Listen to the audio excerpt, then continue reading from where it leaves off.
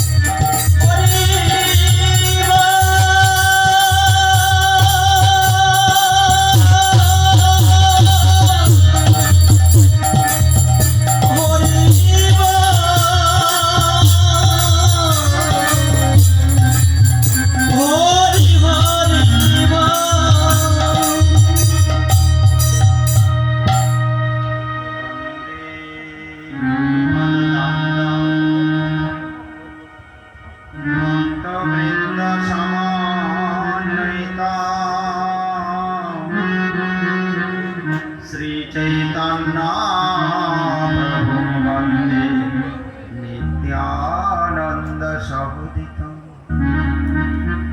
श्रीनन्दनन्दनं वन्दे राधिकाचरणोदयं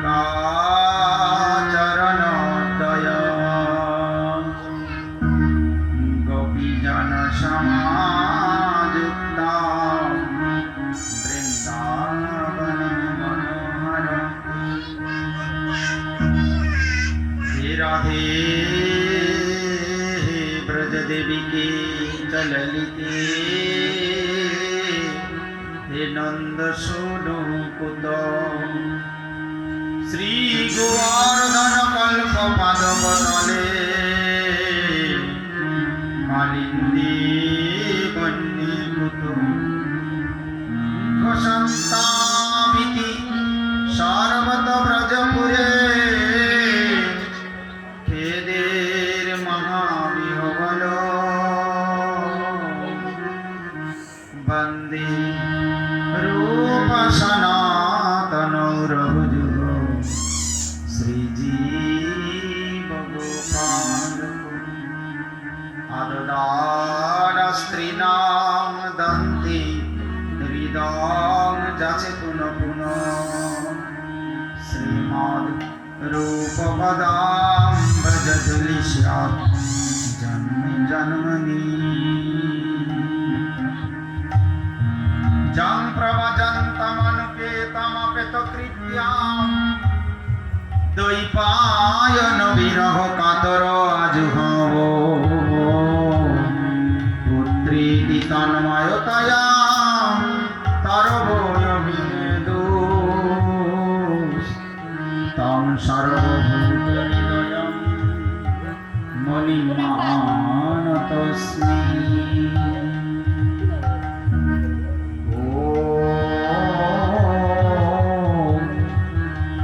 सर्वे भवन्तु सुखिनो सर्वे सन्तु निरामयो सर्वे भद्राणि पश्यन्तु मा कश्चित् दुःखभाग् भवेत्। पूर्णमद पूर्णमिदं पूर्णात् पूर्णमुदच्यते पूर्णस्य पूर्णमादाय पूर्णमेवावशिष्यते। ॐ शान्ति पादौ यदियौ प्रथम द्वितीय तृतीय तुर्यौ कथितौ जलि नाभिस्तथा पञ्चमेव षष्ठं भुजान्तरं तर्जुगलं तथान्नौ कंठस्तु राजन्नवम यदियमुखारविन्दं दशम प्रफुल्लम् एकादशजस्य ललाटपत्रं शिरोपितु द्वादशेव भाति तमादिदेवं करुणानिधनं तमालवर्णं श्वेतावतारम् अपार संसार समुद्र सेतु भजामहि भगवत स्वरूपम्।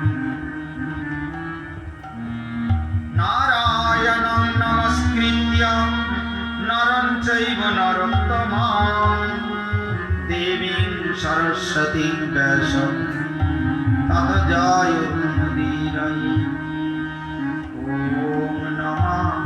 भगवते वासुदेवाय ओम नमः भगवते वासुदेवाय। यशानुभावमखिल श्रुतिसारमेकं मध्यात्मदीपमतिशतं तमोऽनन्दं संसारिणां करुणयाः पुराणगुह्यम्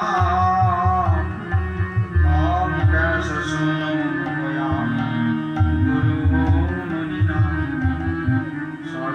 परिवृतचेतास् तद्युत्स्थानभावो अत्यचिरलीला कृष्णसारस्तदीयं व्यातनतु कृपया यत्स्तप्तदीपं पुराणं तमखिलवृजिनग्नं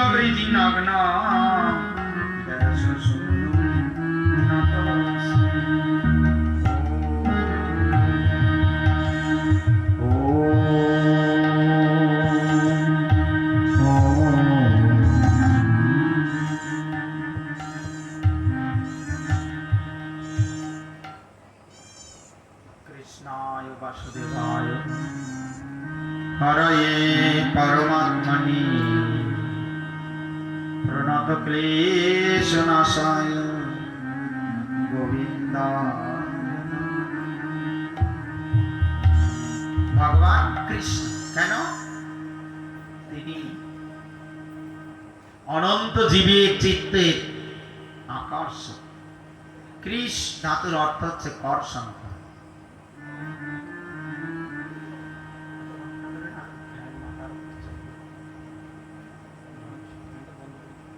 এইখানটা বন্ধ করা যাবে?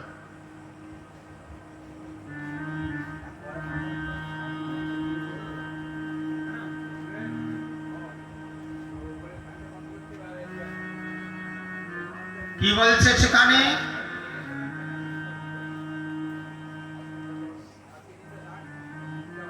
ভগবান কেমন? তিনি কৃষ্ণ। কেন কৃষ্ণ? কৃষ ধাতুর অর্থ হচ্ছে কর্ষণ, নিবৃত্তি বাচক বা কৃষির ভূবাচক নিবৃত্তি বাচক।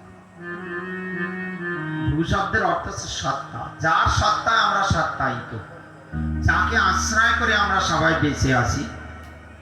অখিল সংসার যিনি সৃষ্টি করেছেন, যিনি পালন করেন, যিনি ধ্বংস করেন, অনন্ত জীবের যিনি পরমাত্মা, অখিল সংসারের যিনি সার, তিনি হচ্ছেন কৃষ্ণ। যিনি আমাদেরকে আকর্ষণ করে নিজের কাছে নিয়ে আমাদেরকে আনন্দ দিয়ে রেখেছেন। আর গোবিন্দ আনন্দে আনন্দিত হলে জীবের জগতের বিষয় ভোগে নিবৃত্তি এসেছে। এই জন্য বলছে তিনি কৃষ্ণ, তিনি বাসুদেবায়, বিশুদ্ধ সত্ত্বে যার অবস্থা, তাই না? তিনি বিশুদ্ধ সত্ত্বে সর্বদা অবস্থান করে, এই জন্য বাসুদেব। আবার তিনি কেমন? জীবের পাপ তাপ হরণ করে, এই জন্য তার আর এক নাম হরি। পরমাত্মনি, তিনি পরমাত্মা, আমাদের সবার জীবনের উৎস। প্রণত ক্লেশে নাশায়, শরণাগতের যিনি কষ্ট নষ্ট করে। প্রণত ক্লেশ নাশায়। না, ঠিক আছে, ঠিক আছে।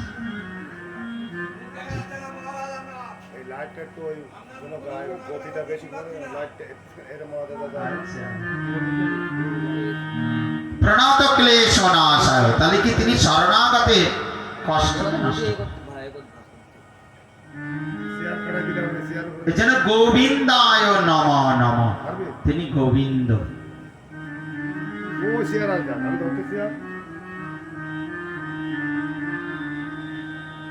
তাকে গোবিন্দ বলা হয়েছে কেন? গবাং আনন্দং দদাতি, যিনি গাভীগণের আনন্দ দান করেন।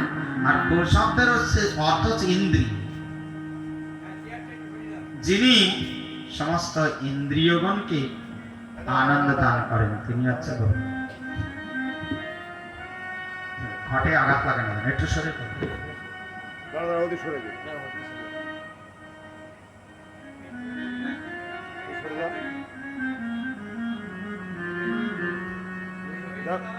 এবার ঠিক আছে, দেখো তুই নাম ঠিক আছে।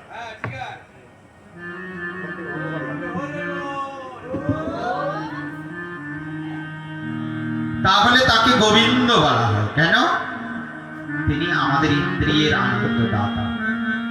আপনার মনটা খুব বিষণ্ণ, জোরে জোরে একটু হরিনাম করুন, দেখবেন মনটা সুন্দর শান্ত হয়ে গেছে। কেন? আমাদের ইন্দ্রিয়গণকে তিনি আনন্দ বিধান করেন, এই জন্য তার নাম গোবিন্দ। নম নম, তাকে আমি প্রণাম করি।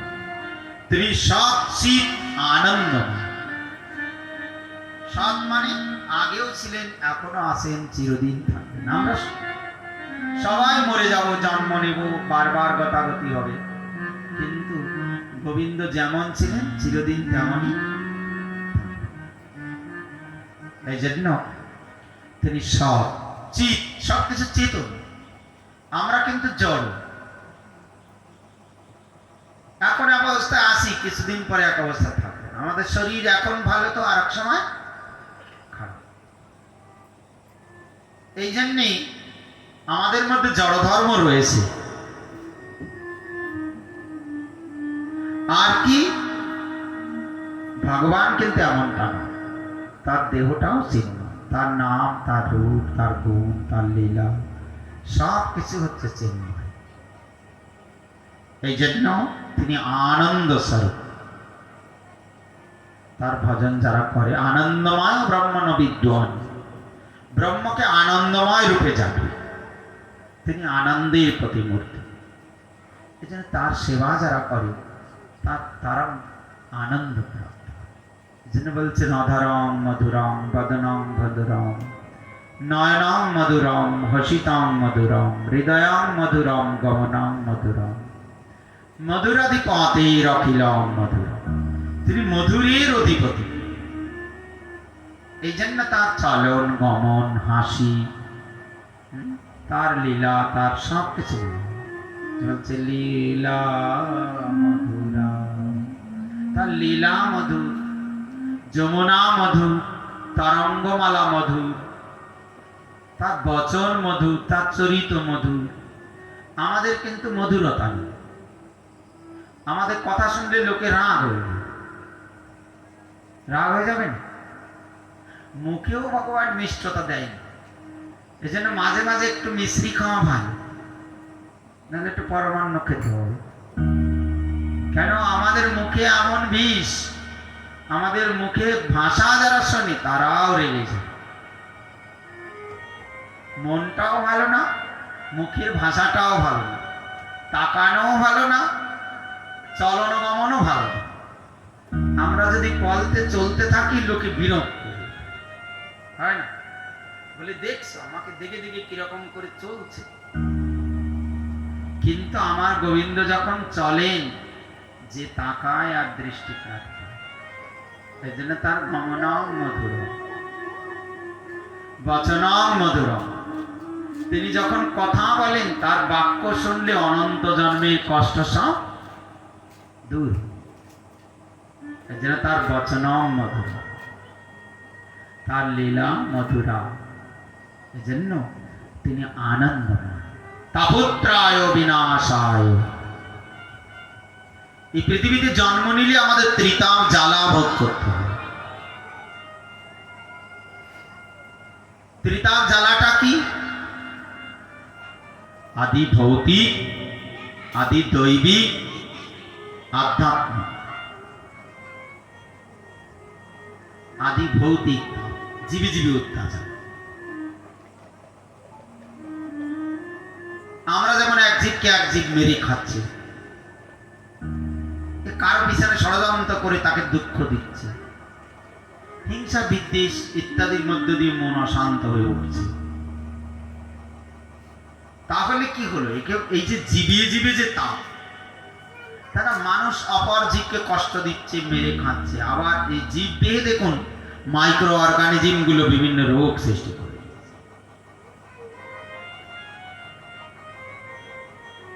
তাই না? ভিব্রিও কলেরা রোগ সৃষ্টি করছে। মাইকোব্যাকটেরিয়াম যারা বিভিন্ন সময়ে তারা লাঞ্চ আক্রমণ করছে, ক্যান্সারাস অর্গানিজম গুলো জীবের দেহের মধ্যে মারাত্মক ডিজিজ সৃষ্টি করে দিচ্ছে। তাহলে আমরা যে অপরকে কষ্ট দিয়ে ভালো থাকবো সেটা কিন্তু হবে না। আমাদেরকে কেউ না কেউ কষ্ট দেবে। আজ আপনি কাউকে অপমান করছেন, দেখবেন কেউ না কেউ একদিন আপনাকে অপমান করছে। এই জন্যই কারো বাজে কথা বলছেন, একদিন দেখবেন আপনাকে কেউ বাজে কথা বলছে। এই জন্য সাধক ব্যক্তি কখনো এমন কার্য করবে না যার দ্বারা তার সাধক ভজনে বিঘ্ন হয়, ব্যক্তি জীবনে বিঘ্ন আসে। এই জন্য ত্রিতাপ জ্বালা, আদি দৈবিক তাপ, প্রচন্ড ঝড় বৃষ্টি বন্যা প্লাবন, দৈব কর্তৃক যে সমস্ত সমস্যা, আর আধ্যাত্মিক তাপ আধ্যাত্মিক তাপ মানে আপনার টাকা পয়সা আছে, দেহে যৌবন আছে, গায়ের শক্তি আছে, ইন্দ্রিয়ের পাওয়ার আছে, মনে শান্তি। কেন বলেন তো? শান্তিকে কেড়ে নিলে সব আছে, আপনার কোনো কিছুর অভাব নেই, কিন্তু মনই শক্তি।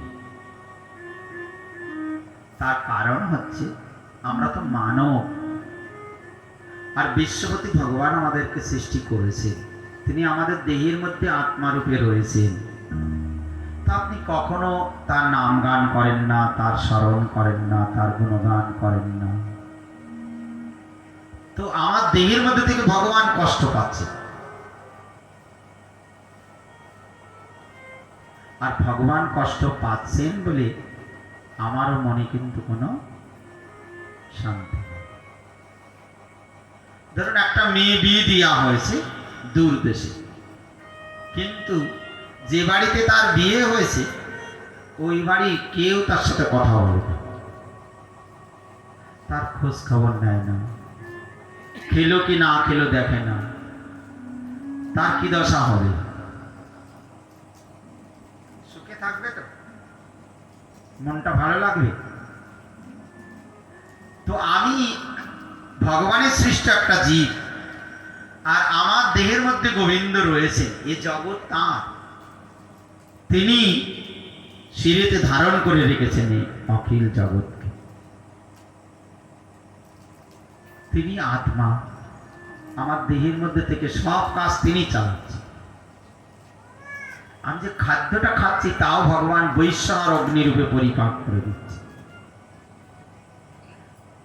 অপান বায়ু রূপে দেহের বর্জ্য পদার্থ দেহ থেকে বের করে দিচ্ছে, উদান বায়ু রূপে নিঃশ্বাস প্রশ্বাস সহযোগিতা করছে, সমান বায়ু রূপে আপনার দেহের যত ব্লাড সার্কুলেশন ঠিক করে দেহের সব অঙ্গ প্রত্যঙ্গে ব্লাড দিয়ে দিচ্ছে। এইরকম যেমন আমাদের এই যে চোখের পাতা ফেলছি আমি, তাই না? বা দেহের কোনো কোনো অর্গান, যেরকম হার্ট বারবার পাম্প করছে, ছেড়ে দিচ্ছে, আর তাতে কি হচ্ছে? দেহে ব্লাড সব বিভিন্ন ভালভের মাধ্যমে দেহের বিভিন্ন প্রান্তে পৌঁছে যাচ্ছে। এই যে সংকোচন প্রসারণ, দেহের মধ্যে যতগুলো অর্গান সংকোচন প্রসারণ করছে, এগুলোকে সহযোগিতা করছে ক্রিকল নামক বায়ু। ভগবানই সেই বায়ুরূপী আমাদের দেহের মধ্যে বিরাজমান। এসব বেদের কথাবার্তা, উপনিষদে রয়েছে। ক্রিকল বায়ুর প্রভাবে আমরা এই চোখের পাতাকে দেখুন ফেলছি, মেলছি, বা দেহের বিভিন্ন অঙ্গ প্রত্যঙ্গ সঞ্চালিত হচ্ছে। তাহলে ভগবান না হলে আমরা বাঁচতে পারবো? একটা নিমিষ বেঁচে থাকবো, সঙ্গে সঙ্গে মামার বাড়ি চলে যাবো। মামার বাড়ি আছে একটা, জানেন? এই জন্য ভগবান বলছেন তার আরাধনা না করলে, তার স্মরণ না করলে জীবের কি হয়? ত্রিতাপ জ্বালা ভোগ করতে হয়, আধ্যাত্মিক তাপ আসে। তার স্মরণ মনন করলে জীবের চিত্ত প্রসন্ন, খুশি হয়। তাই বলছেন তাপত্রয় বিনাশায় শ্রীকৃষ্ণায় বয়ম নমঃ, তাকে প্রণাম করি। আর সেই গোবিন্দের কথাই হচ্ছে শ্রীমদ্ ভাগবত, যে ভাগবতে ভক্ত ভগবানের চরিত্র বর্ণন করা হয়েছে। শুধু ভগবানের কথা কীর্তন করা হয়, ভক্ত চরিত্র বর্ণন করা হয়েছে। ভক্ত চরিত্র সমন্বিত গ্রন্থই হচ্ছে শ্রীমদ্ ভাগবত। এই জন্য অখিল শাস্ত্র মন্থন করে যে সার বস্তু পাওয়া গেছে, তাকে এই ভাগবতে সঞ্চার করা হয়েছে। নিগম কল্পতরুর গলিতং ফলম শুকো মুখাদমৃত দ্রব সংযতম পিবত ভাগবতম রসমালয়ম মুহুরহ রসিকা ভুবি ভাগবত। কথাটা কি বুঝতে পারলেন? বলছে নিগম হচ্ছে কল্পবৃক্ষ, বেদ, বেদান্ত, উপনিষদ, হচ্ছে কল্পবৃক্ষ। আমার কাছে আছে 108 উপনিষদ। এই এত নিচে 108টা উপনিষদ আপনারা পড়তে পারবেন? সময়, আর যদিও সময় থাকে, সেন্সেশন, ইচ্ছা শক্তি, তাহলে মানুষ সার তত্ত্ব কি করে জানবে? দেখুন ভগবান কত দয়াময়, তার জন্য তিনি সমস্ত নিগম শাস্ত্রকে মন্থন করে ব্যাসদেব রূপে তিনি একটা গ্রন্থের মধ্যে সঞ্চার করে দিলেন, যা পড়লে জীব কখনো পতনের পথে ধাবিত হবে না, যা অধ্যয়ন করলে তার কোনোদিন ভক্তি বর্ধন বিনা হ্রাস হবে না, যে গ্রন্থের আশ্রয় করলে জীব এই ভবজ সংসারে দুঃখ পার হয়ে নিত্য ধামে চলে যাবে, তা হচ্ছে শ্রীমদ্ ভাগবত। এজন্য বলছেন শ্রীমদ্ ভাগবতম রসমালয়ম, যা রসের আলয়। একটা সুন্দর পাকা আম যেমন তা মধু, সেরকম আটি চিবড়াহীন শ্রীমদ্ ভাগবত।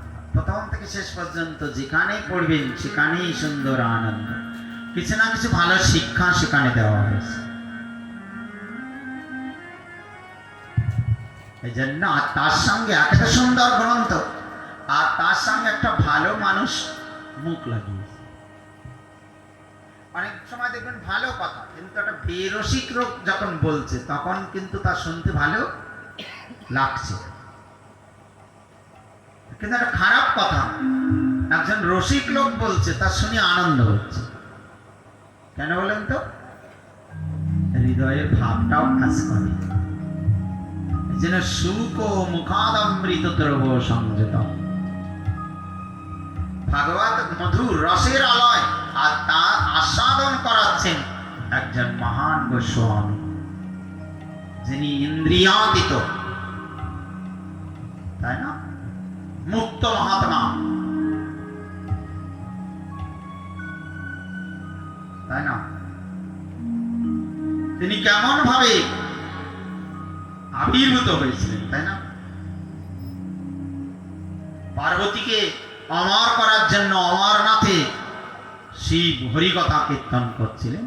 শর্ত আরোপ করা হয়েছিল 7 দিন আহার আদি নিদ্রা আদি ত্যাগ করে এক মনে যদি তুমি টোটাল ভাগবত আমার কথা শুনতে পারো, তুমি মৃত্যুকে জয় করবে।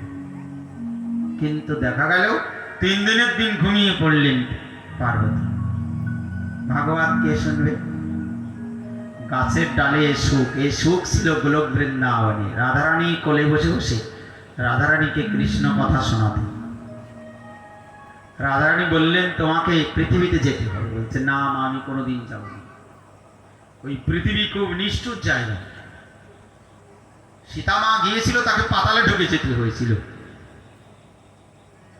ওই পৃথিবীর মানব ভালো না, আমিও পৃথিবীতে যাব না। তখন বলছেন না, আমিও যাব, তোমার প্রাণ, আমার প্রাণনাথ গোবিন্দ যাবেন। বলে তাই আপনারা যাবেন তো আমিও যাব।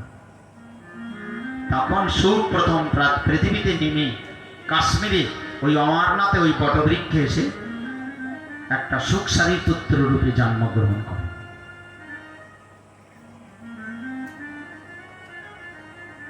আর শঙ্কর পার্বতী নারদের মুখে শুনলেন যে অনাদিরাদি গোবিন্দ হচ্ছে সর্বকারণের কারণ। কিন্তু আজ আপনি শঙ্করকে প্রতিরূপে বরণ করলেন। শঙ্কর হচ্ছে অমর, আর আপনি হচ্ছে মরণ ধর্ম পরায়ণ। এটা আবার কেমন? আরে স্বামী কোনোদিন মরবে না, আর স্ত্রী কোনো কোনো মরে যাবে, এ কি ধরনের নিয়ম মা? তাতে পার্বতীর মনে দুঃখ। তখন শিব তাকে অমর করবার জন্যই অমর কথা শুরু করে। তার জন্যই অমরনাথ। আমার কথা ভাগবত ওখানে কীর্তন করেছিলেন বলে অমরনাথ। মানুষ যায় সব অমরনাথ, কিন্তু ব্যাপারটা জানে না। কিন্তু পার্বতী নিদ্রিতা ওই সুখ গাছের ডালে বসে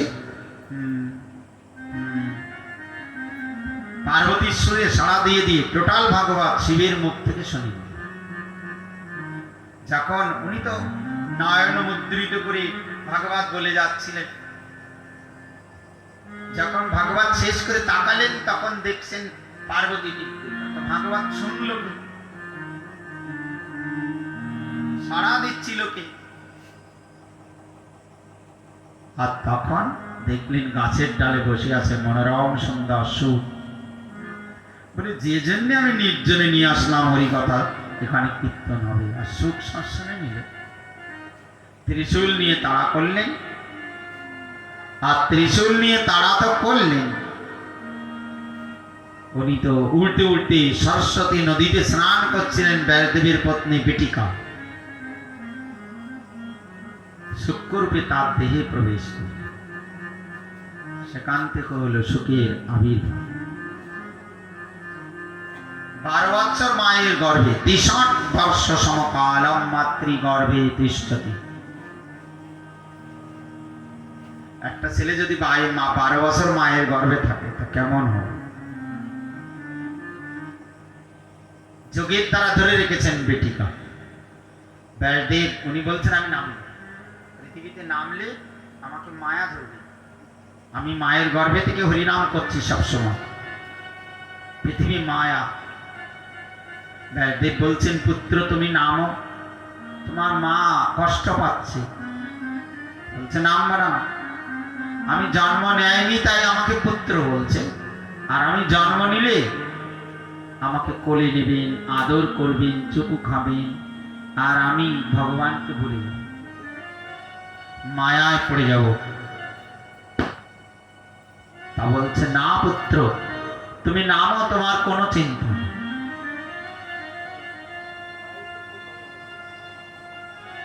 বলছে আপনি আপনার কথা শুনুন, যদি ভগবান শ্রীকৃষ্ণ বলেন তাহলে।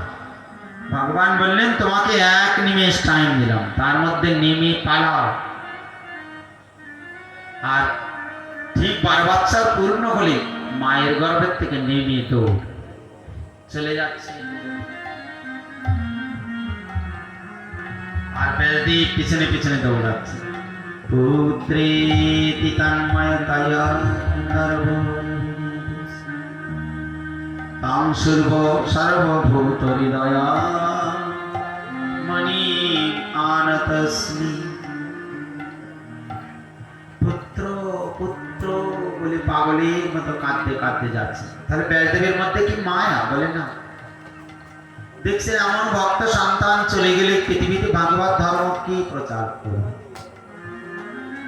যখন পুত্র পুত্র বলে ডাকছেন, বৃক্ষে যে সেই ধ্বনিটা প্রতিধ্বনিত হচ্ছে, আর যেন বৃক্ষগুলো কেঁদে কেঁদে বলছেন এই ভক্ত প্রভাব সুখদেব তুমি যেও না বনি, এই পৃথিবীতে কি হরি কথা শোনাবে? জগৎ ভাগবত কথা আমরা কার মুখে শুনব? এই যে আমরা ভাগবত কথা কীর্তন করছি, কারণ পাশে আসে কত বৃক্ষ রয়েছে, ওরা সাধারণভাবে ওদের শ্রোত্র না থাকলেও এই যে ধ্বনিগুলো তাদের পাতায় যে লাগছে, দেহে যে লাগছে, এই ভাগবতের ধ্বনির প্রভাবে তারা মুক্ত হয়ে ঈশ্বরের কাছে চলে যায়। এই জন্য বৃক্ষগুলো কাঁদছে, পুত্র পুত্র প্রতিধ্বনিত, আমাদের ছেড়ে যেও না। তাই না? যখন যাচ্ছেন তখন বহু কন্যাগণ, দেবকন্যা, তারা বস্ত্র খুলে রেখে নদীতে স্নান করছে। সুখদেব কৃষ্ণ ভাবনাময় হয়ে চলে গেলেন, তাদের মনে লজ্জা টজ্জা কিছু হয়। সুখদেব তো জন্ম নিয়ে চলে যাচ্ছে, কোনো বসনও নেই, 12 বছরের ছেলে, বস্ত্রাধীন পরিহিত নয়। তাকে দেখে তাদের লজ্জা, কিন্তু ব্যাসদেব যেই কাছাকাছি গিয়েছেন সঙ্গে সঙ্গে ওরা লজ্জায় তাড়াতাড়ি উঠে কাপড় চোপড় করছে। তখন ব্যাসদেব যে বলছে, মা আমার যুবক ছেলে এখান থেকে চলে গেল, তোমাদের তো কোনো লজ্জা হয়নি? আমি একটা বৃদ্ধ মানুষ, তো আমাকে দেখে তোমরা বস্ত্র পরছো কেন? তখন বলছেন, দেখুন আপনার পুত্র কৃষ্ণ ভাবনায় ভাবিত, কে নারী কে পুরুষ এসব সেন্সেশন তার নেই। কৃষ্ণ ভাবনায় ভাবিত যার হৃদয়, এই জগতের মায়াময় চিন্তা তার মধ্যে থাকে। কিন্তু আপনার পুত্র চলে গেছে, একবারও আমাদের দিকে তাকায়নি। কারা স্নান করছে, কি উলঙ্গ, কি বস্ত্র পরিহিত, এইসব ভাবনা তার নেই। কৃষ্ণ নামে বিভোর করে চলে গেছে। কিন্তু আমরা যেখানে স্নান করছি, আমরা যে বস্ত্র পরিহিত নয়, আপনার কিন্তু সঙ্গে সঙ্গে আপনার সেন্সেশন এসেছে। তাহলে এর দ্বারা কি শিক্ষা হলো? ব্যাসদেব দেখাচ্ছেন যে আমার পুত্র শুদ্ধের কত মুক্ত, যার জড় জগতের কোনো ভাবনা তার চিত্তকে স্পর্শ করে, আর তার মুখেই হবে ভাগবতের কথা। মুক্ত মানব না হলে কখনো গোবিন্দের কথা কীর্তন হয় না। নিবৃত্ত তর্ষৈরূপগীয়মানাং ভবৌ সদাচ্ছ্রত্র মনোভীরাম কা উত্তম শ্লোক গুণানুবাদা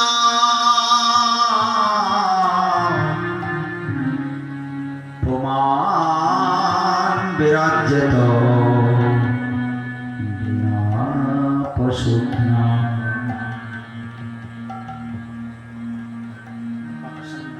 দশম স্কন্ধে বলছেন, নিবৃত্ত তর্ষৈ রূপগীয়মানা, যার হৃদয় থেকে তৃষ্ণা নিবারণ হয়ে গেছে, কামনা যাকে ছেড়ে চলে গেছে, এমন নিবৃত্ত তৃষ্ণ ব্যক্তির মুখ দিয়েই গোবিন্দের কথা নিরন্তর কীর্তিত হতে থাকে। তা কেমন? শ্রোত্র মনোভিরাম, যা কান দিয়ে শুনলে কর্ণরন্ধ্র পথে দিয়ে হৃদয়ে প্রবেশ করে মনকে পরম আনন্দে বিভোর করে দেয়। তাই উত্তম শ্লোক গোবিন্দের এই মধুর চরিত কথা থেকে কারা বঞ্চিত হয়?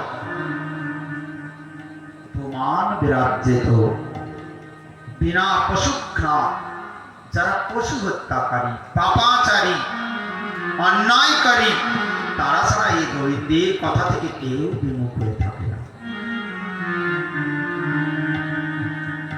জয় ভগবান। আজ সেই সুখদেব, তিনি গোধূলির সময় মানুষের দ্বারে যেতেন, যে বলতেন, কিঞ্চিৎ দুগ্ধম ভিক্ষাম দদাতু ভবতি মাতোর ভগবতী ভিক্ষাম দেহি। গোধূলি সময় যে মায়েরা গাভী গ্রহণ করতে, তখন যে বলতে, মাতোর ভগবতী ভিক্ষাম দেহি, তাদের কাছ থেকে দুগ্ধ ভিক্ষা করে এনে গোবিন্দকে নিবেদন করে বলতেন, হে গোবিন্দ, এরা তোমাকে ভুলে জন্মে জন্মে কষ্ট পাচ্ছে, তুমি তাদেরকে কৃপা করো, যেন তোমার প্রতি ভক্তি লাভ করে ওদের জীবন ধন্য হয়। ওদের উপার্জিত একটু দুগ্ধ এনেছি, তোমাকে দিচ্ছি, এটা তুমি গ্রহণ করে ওদেরকে ভক্তি দাও। তোমাকে জানতে পারলে ওদের মনের দুঃখ আর থাকবে না। উনি গোধূল কাল পর্যন্ত ছাড়া কারো বাড়িতে বেশি সময় থাকতেন। মুক্ত মহাত্মা, জগতের কোনো ক্লেশ মায়া তাকে স্পর্শ করেনি। আর সেই সুখদেব গোস্বামী যখন হৃদয়ে গোবিন্দকে বসিয়ে আমার গোবিন্দের রূপ গুণ লীলা মাধুরী চিন্তা করতে করতে শ্রীমদ্ ভাগবতম গান করছে, আর যে শুনছে তার চিত্ত প্রেমানন্দে বিভোর। নারদ মুনি ব্যাসদেবকে ভাগবত বলেছিলেন, আর ব্যাসদেব সুখদেবকে ভাগবত বলেছিলেন। সুখদেব ভাগবত কথা কীর্তন করছেন, সেখানে নারদ আর ব্যাসদেব দুজনেই বসে, তাই দুজনে চোখের জলে ভাসছে যে ভাগবত আমরা বলেছি বা ভাগবত আমি লিখেছি, কিন্তু এত রসময় রূপে আস্বাদন তো করিনি। আজ সুখদেবের মুখ দিয়ে যেন অমৃত হচ্ছে, তাই ধন্য ধন্য আজ এত সুন্দর মধুময় রূপে ভাগবত শুনতে পাচ্ছি। তাই তারা বসে বসে কাঁদছে। জীব গোস্বামী পাদ বলছে, যারা যিনি লিখলেন ভাগবত তিনি আস্বাদন করতে পারেননি। নারদ মুনি বলেছেন, তার রসাস্বাদন হয়নি, কিন্তু সুখদেব গোস্বামী পাদের মধ্যে যখন শুনছে তাদের হৃদয়ের সমস্ত আনন্দ যেন পূর্ণ হয়ে যাচ্ছে। এই জন্য বলছেন, নিগম কল্পতরু গলিতম ফলম সুকোমুখাদমৃত দ্রব সংযুতম পিবত ভাগবতা রসমালয়া মুহুরহ রসিকা ভুবি ভাবুকা।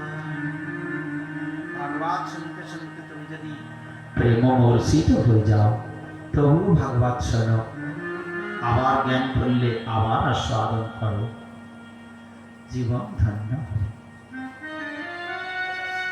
জয় গোবিন্দ কি।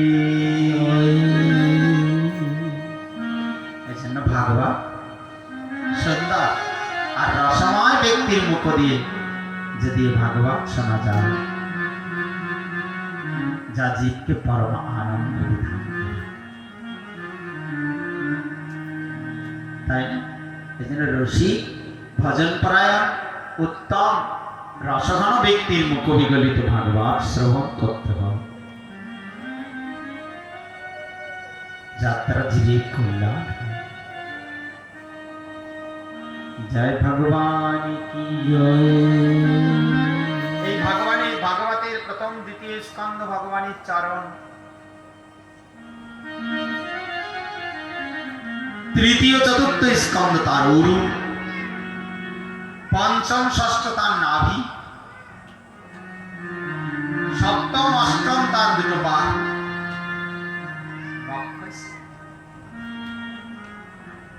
নবম তার কণ্ঠ, দশম তার যেন মুখের হাসি, একাদশ তার ললাট, শিরোপিত দ্বাদশ আর তার শিরোপ্রদেশ বা মস্তক হচ্ছে দ্বাদশ স্কন্ধ।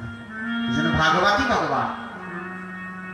ভাগবত শব্দের তাৎপর্য ভাতি যস্য সর্বশাস্ত্রেষু গতির্যস্য অলৌকিকী বরিষ্টান সর্বশাস্ত্রেণ নরনীর্যভবম বুধো। ভাতির্যস্য সর্বশাস্ত্রেষু, সর্বশাস্ত্র এক জায়গায় রাখা হয়েছে আর ভাগবত এক পাশে রাখা হয়েছে। সুখদেব গোস্বামী পাদ যখন ভাগবত কথা শুরু করেছিল, তখন দেবগণ অমৃতের কলস নিয়ে এসে বলছেন, শুনুন শুনুন সুখদেব গোস্বামী পাদ, ওনার মৃত্যু 7 দিনে, তার জন্যই তো ভাগবত শোনাচ্ছেন। আমরা স্বর্গের থেকে অমৃত এনেছি, ওনাকে পান করিয়ে দিন, উনি অমর হবেন। কিন্তু এই ভাগবত রসামৃত আমাদেরকে দিন। তখন সুখদেব গোস্বামী পাদ হাসছে।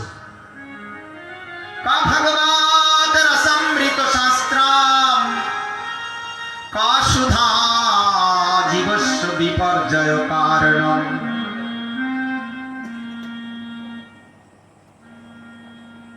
হাসছে, হাসতে হাসতে বলছে, স্বর্গের অমৃত পান করলে মানুষের হৃদয় এরা অমর হয়, কিন্তু হৃদয়ে বাসনার সঞ্চার হয়।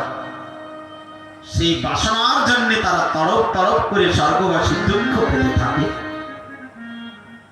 আর ভাগবত রসামৃত কেউ যদি কোনোদিন পান করেন, তার চিরদিনের জন্য অনন্ত জন্মের বেদনা বিদূরিত। হরি বল, হরি বল। সুতরাং বলছেন, কোথায় অমৃত আর কোথায় ভাগবত রসামৃত? হে দেবগণ, আমরা অমৃত চাই না, আমরা ভাগবত রসামৃত চাই। আমরা অমর হতে চাই না, আমরা গোবিন্দ চরণ চাই। আমরা জগতের সুখ ঐশ্বর্য চাই না, গোবিন্দের রূপমাধুরী দেখতে চাই।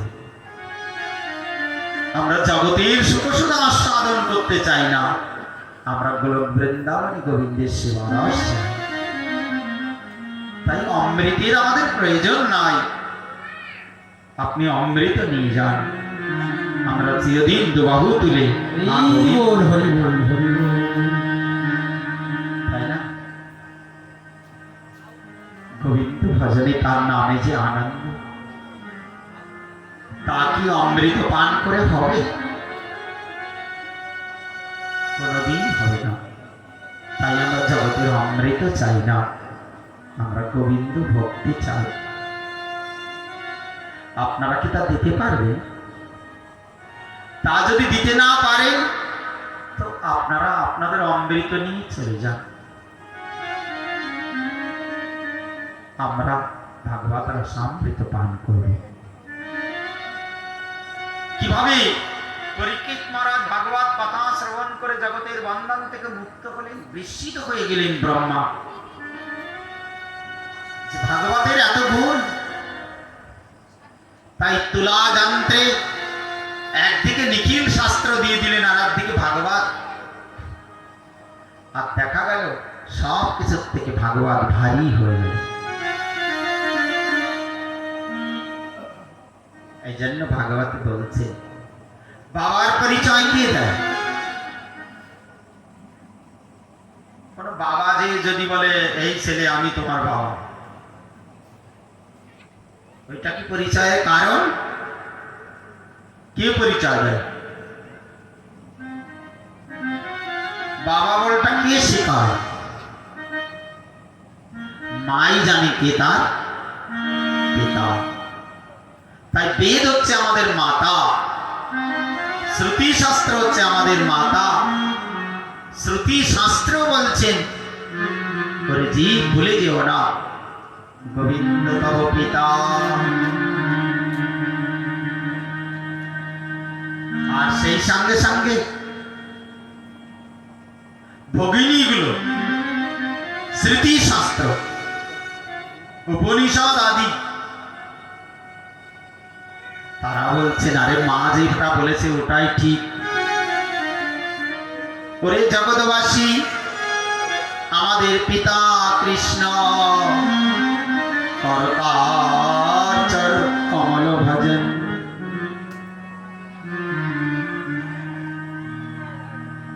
আবার ভাই, সব পুরাণ মহাভারত, তারা বলছে বুঝতে পারোনি, মা বলেছে কৃষ্ণ আমাদের পিতা, বোনগুলো বলল কৃষ্ণ আমাদের পিতা, আর আমরাও বলছি শোনো জগৎবাসী, এই অখিল সংসারের পিতা হরি বল, হরি বল, হরি বল। ঈশ্বর পরম কৃষ্ণ সচ্চিদানন্দ বিগ্রহ, অনাদিরাদি গোবিন্দ সর্বকারণ কারণ। চৈতন্য মহাপ্রভু বললেন, জগতের পিতা কৃষ্ণ যেনা ভজিবা পিতৃদ্রোহী পাতকী জন্ম জন্ম তার। কৃষ্ণ পিতা কৃষ্ণ মাতা কৃষ্ণ ধন প্রাণ চরণে ধরিয়া বলি কৃষ্ণে দেহ কেঁদে কেঁদে মহাপ্রভু বলছে, ওরে জগৎবাসী, কৃষ্ণ তোমার মাতা, কৃষ্ণ তোমার প্রাতা, তিনি ধন জীবন যৌবন। তুমি কৃষ্ণকে ডাকো, তাকে ভজন করো। শিব সর্বদা যার গুণগান করেন, পার্বতী সহস্র তার নাম জপ না করে জল গ্রহণ করেন না। যার পাদপদ্ম মস্তকে ধারণ করে গণেশ বিঘ্ননাশ ক্ষমতা লাভ করেছেন, যার শক্তি প্রাপ্ত হয়ে শিব সমান করতে পারে, যার দ্বারা তেজ গ্রহণ করে ব্রহ্মা সৃষ্টি করবার ক্ষমতা লাভ করেছে, অখিল সংসারে সমস্ত দেব দেবতা যে চারণ ভজন করে, তুমি সেই গোবিন্দকে ভজন করো। আর ভাগবত তাই বলছে, এ সর্বশাস্ত্রের দ্বারা বর্ণনীয়। ভাগবত ধর্ম যারা আশ্রয় করে তারা অলৌকিক গতি। কেউ মা মনসা, কেউ মা কালী, কেউ শিবের জন্য ব্রত করে, তারা যা বর চায় তা পায়। আমার ছেলের একটা চাকরি হোক, আমার শরীর রোগটা দূর হলে মা তোমার পূজা দেব। দেব দেবীর আরাধনা করে মানুষ দেবলোক পর্যন্ত যেতে পারে, কিন্তু যেদিন তার পুণ্য ক্ষয় হয়ে যায় তখন ওই লোক থেকে আবার চলে আসে। কি নিয়ে পুণ্যে মার্তল কম বিশন্তি। কিন্তু কোন জন্মেই যদি কেউ গোবিন্দ ভজন করে, সেগুলো বৃন্দাবনী নিত্যকালের জন্য আশ্রয় করবে। জগত্তান নিবর্তন্তে তদ্ধাম পরমং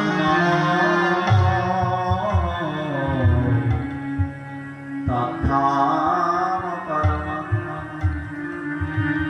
যেখানে গেলে কোনোদিন আর ফিরে আসতে হয় না, সেই আমার পরম ধাম। একটা মেয়ে বহুদিন পরে বাপের বাড়ি গেলে ওর মনটা কেমন হয় বলুন তো?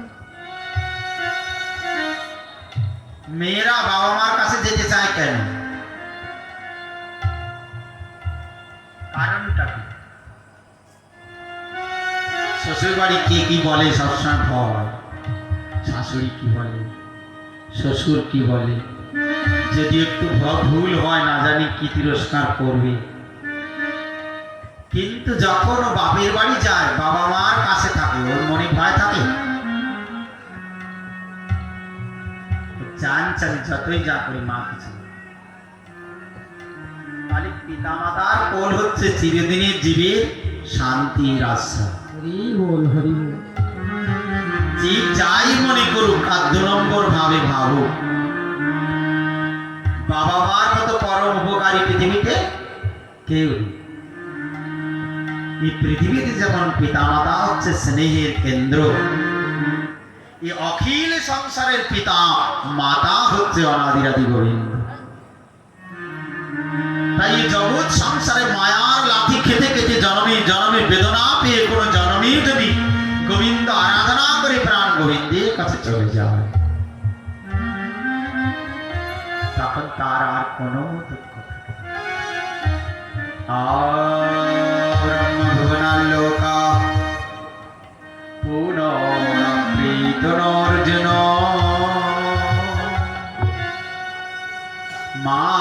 মামপেত্তুত কৌন্তেয় পুনর্জন্ম ন বিদ্যতে।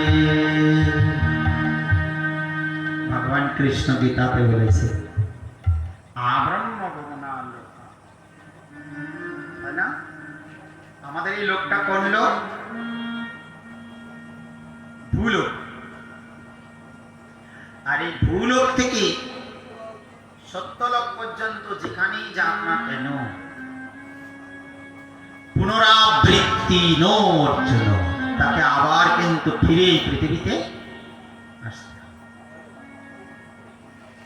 পূর্ণ না হলে থাকতে পারে। মাঝে জানেন আমেরিকায় যারা ইন্ডিয়ান লোক বিধিহীন ভাবে ঢুকেছিল, ওদেরকে হাতে সব শিকল পরিয়ে, পায়ে শিকল পরিয়ে একবারে আমেরিকা থেকে বের করে মারতে মারতে নির্যাতন দিতে দিতে এমনকি প্লেনে নিয়ে আসছে। বলছেন আমরা একটু খাবো, তাও উনি খুলে দিচ্ছে না, মাফ করা। বাথরুমে যাবে তো পায়ের বন্ধন খুলে দেয়, একবারে কয়েদির মতো এনে ভারতে নামিয়ে দিয়েছে।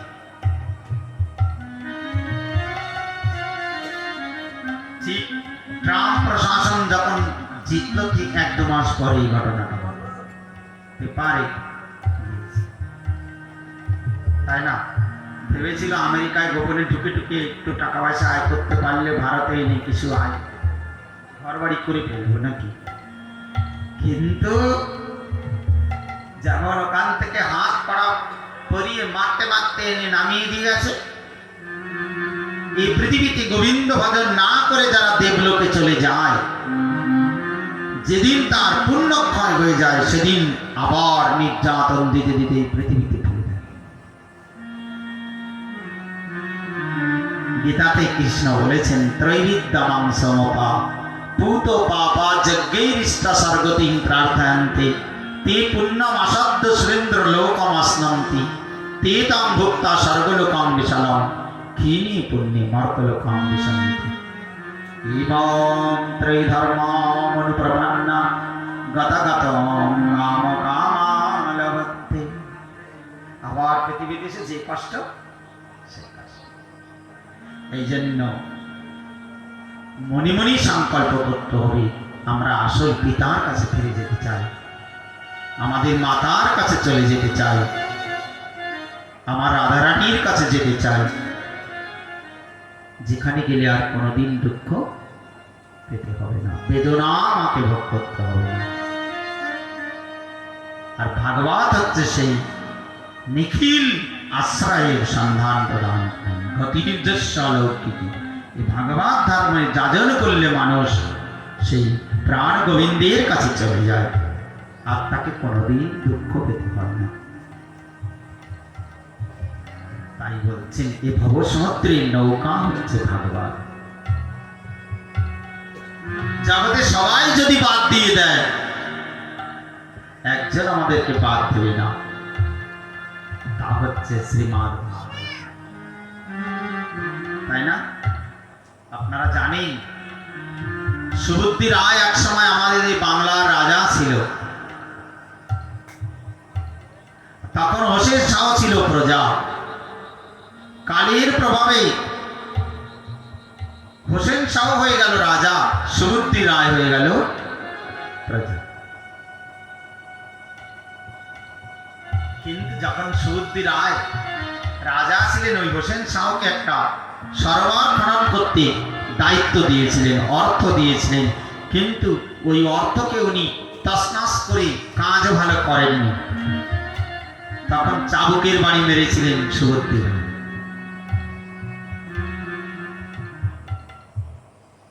আর তখন এখন হোসেন শাহ রাজা একদিন রাত্রে ভোজন করতে বসেছে, তার স্ত্রী দেখছে তোমার পিঠে চাবুকের দাম কোথা থেকে আসলো। তখন বলছে দেখো সুবুদ্ধি রায় রাজা ছিলেন, আমি তখন অন্যায় করেছিলাম, তাই আমার পিঠে চাবুকের বাড়ি মেরেছে। তখন বলছে আপনি রাজা আর আপনাকে চাবুকের বাড়ি মেরেছিলেন, আজ তো দিন এসেছে, ওকে মৃত্যুদণ্ড দিতে হবে। তখন বলছেন একদিন আমি তার আশ্রয় ছিলাম, সে পিতার মতো আমি অন্যায় করেছিলাম বলে চাবুকের বাড়ি মেরেছিল, তাই বলে আমি তাকে মৃত্যুদণ্ড দিতে পারি না। স্ত্রী বলছে তাকে যদি মৃত্যুদণ্ড না দাও তো আমি আত্মহত্যা করব। রাত্রি 12টার সময় সনাতন গোস্বামী পাদকে ডেকেছেন। সনাতন গোস্বামী হচ্ছে প্রধানমন্ত্রী। সনাতন এসো, আমাদের সমস্যা মিটিয়ে দিয়ে যাও। রাত্রি 12টার সময় গিয়েছে, দেখছেন দুজনে তুমুল ঝগড়া। সনাতন গোস্বামী পাদ দেখলেন এ তো মহাবিপদ, কেউ থামান নয়। তখন উনি মনে মনে বিচার করলেন অন্তত আমাদের হিন্দু সন্তান ওকে প্রাণে তো বাঁচিয়ে রাখি, তারপরে যা হবে হবে। বলছে এক কাজ করুন, ওকে মেরে দেওয়া আর করোয়ার জল পান করে জাতি নষ্ট করে দেওয়ার সমান। আপনি ওকে প্রাণে না মেরে করোয়ার জল পান করে ও জাতি নষ্ট, কি বুঝলেন? তার জাতি নষ্ট করে দেওয়া হবে। সনাতন গোস্বামী পাদ যখন বিচার ব্যবস্থা ঠিক করে দিয়ে আসছেন, প্রচন্ড ঝড় বৃষ্টি, পথে সব জল জমে গেছে। উনি রাজদরবার থেকে নিজের সেই রামকেলিতে ভজন আশ্রমে আসছেন। আর সেই সময়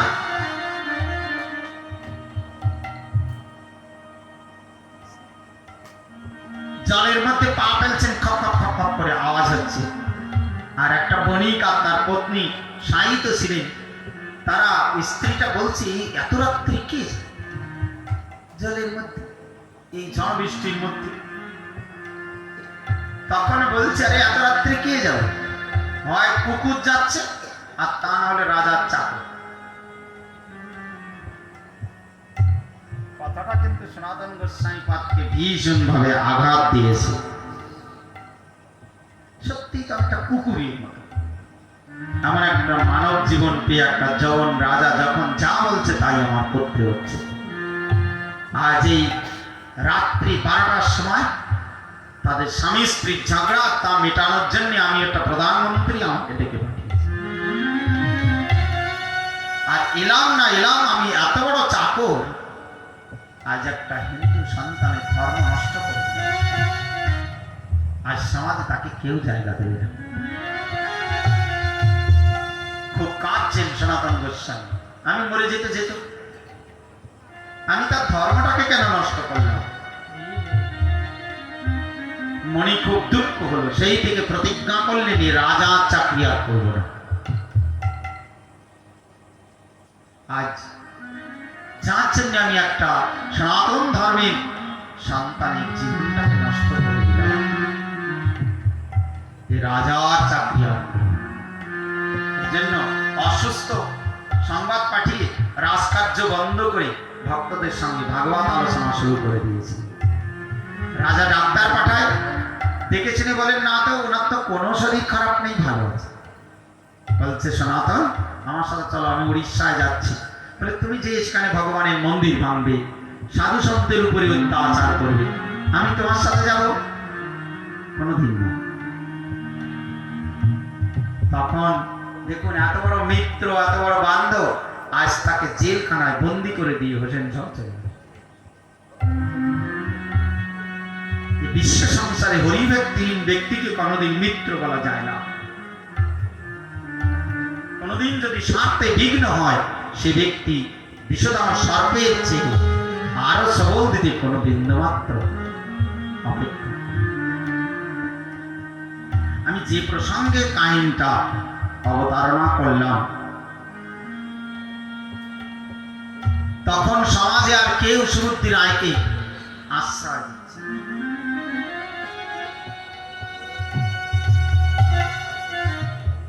ব্রাহ্মণগণ কেউ বললেন তুমি তপ্ত ঘি খেয়ে মরে যাও, আবার কেউ বললেন তুমি গঙ্গা জলে ঝাঁপ দিয়ে মরে যাও, আর কেউ বললেন তুমি প্রয়াগে ত্রিবেণী সঙ্গমে যে ঝাঁপ দিয়ে মরে যাও। তাহলে কেউ আর জায়গা দিচ্ছে না পৃথিবীতে, সবাই বলছে মরে যাও। আমি বোঝাতে চাইছি যে জগৎ যাকে বাদ দিয়ে দেয়, তাকে আশ্রয় কে দেয়? পরম পিতা ভগবান।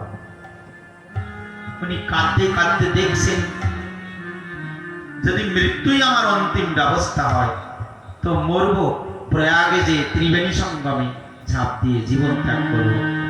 কেন? শাস্ত্রে বলেছে প্রয়াগে ত্রিবেণী সঙ্গমে জীবন ত্যাগ করলে মানুষ বৈকুণ্ঠ ধামে চলে যায়।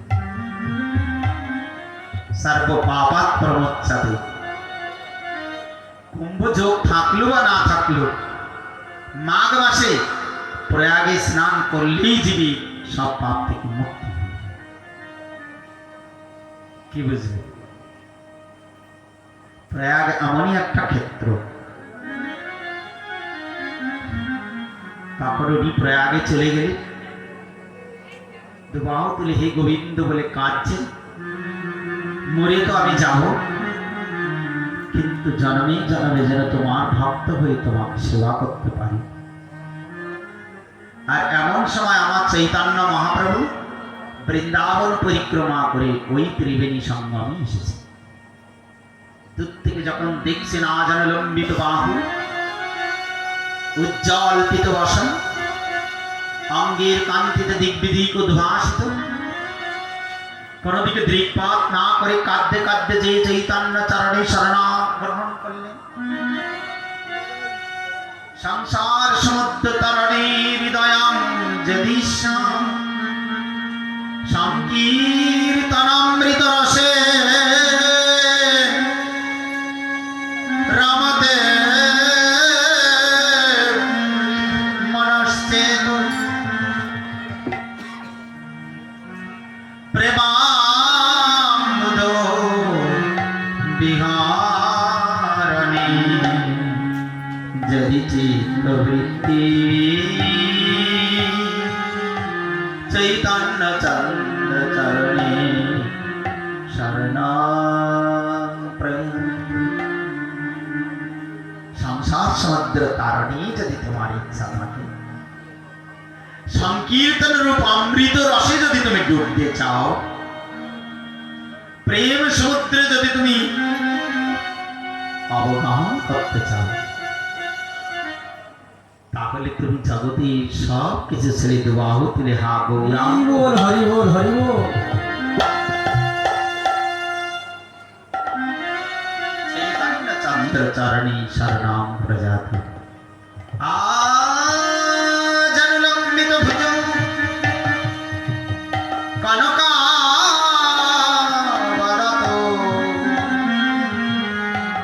সংকীর্তনম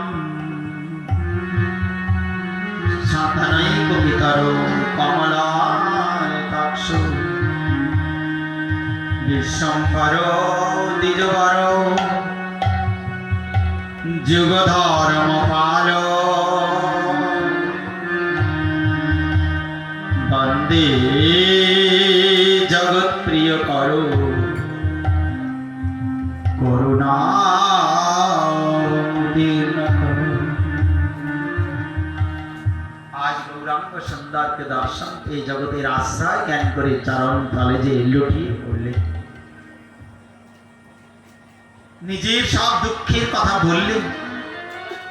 আজ ব্রাহ্মণ সমাজ আমার যত রকম ব্যবস্থা, সর্বোপরি ব্যবস্থা মৃত্যু,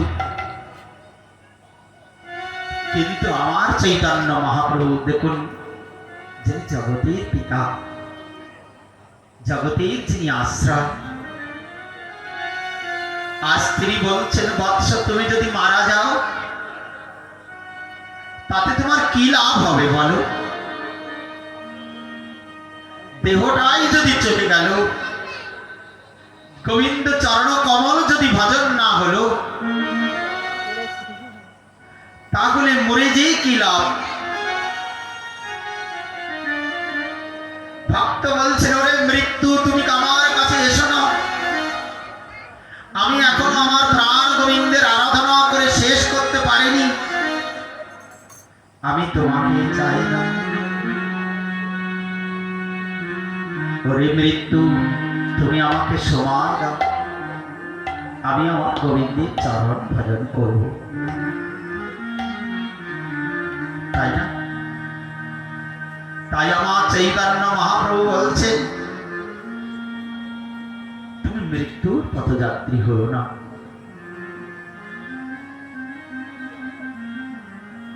শোনো,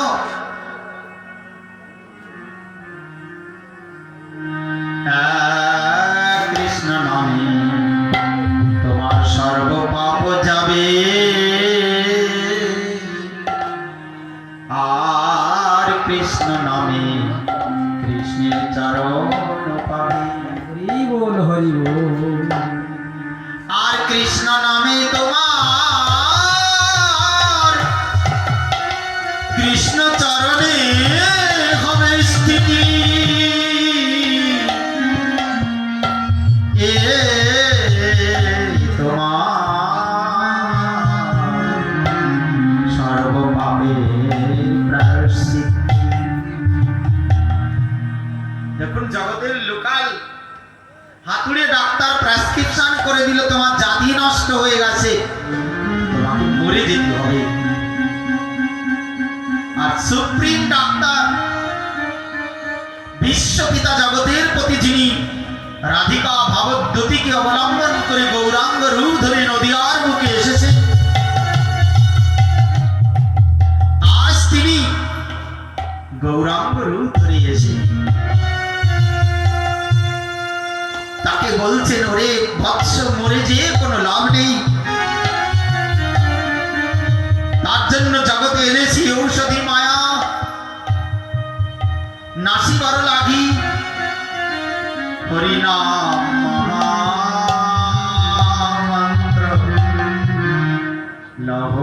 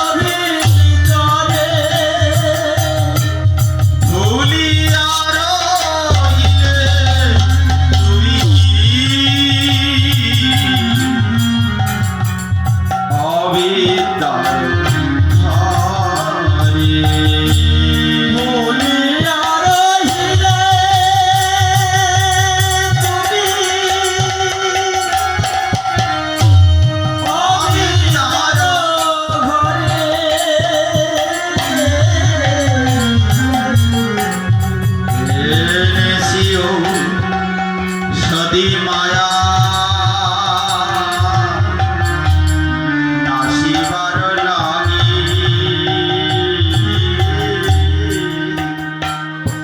হরি নাম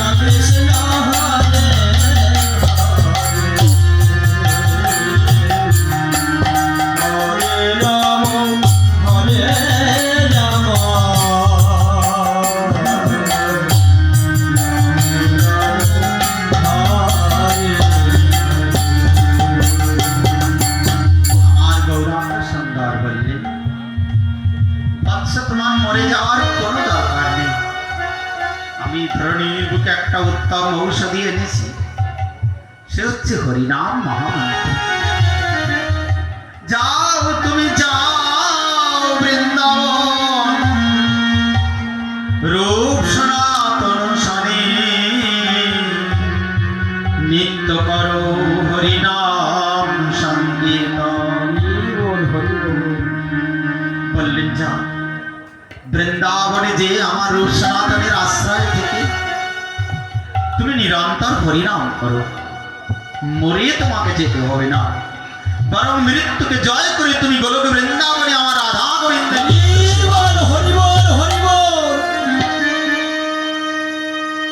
যাও ব্রজভূমি।